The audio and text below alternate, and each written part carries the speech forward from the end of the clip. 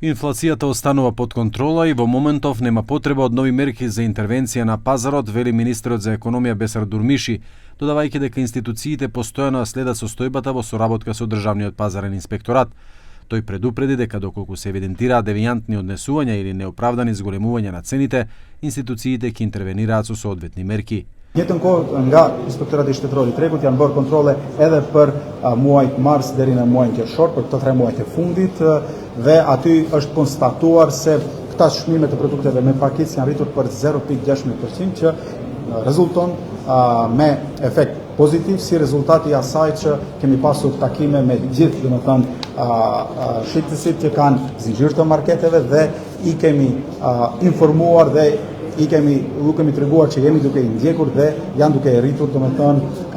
marzhën e fitimit dhe kjo ka reflektuar 3 muajt e fundit kemi vetëm 0.16%. Дурмиши истакна дека во понеделник имаат средба со производителите и дистрибутерите на прехрамбени и непрехрамбени производи. I kemi kontrolluar të gjithë zinxhirin, domethënë të gjithë linjën nga prodhuesi, distributeri dhe shpërndarësi, më falni, dhe deri tek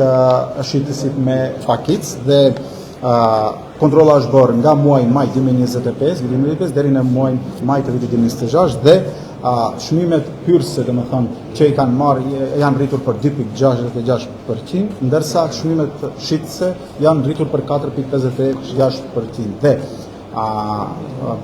përfundimi apo kontrolla ka konstatuar që ata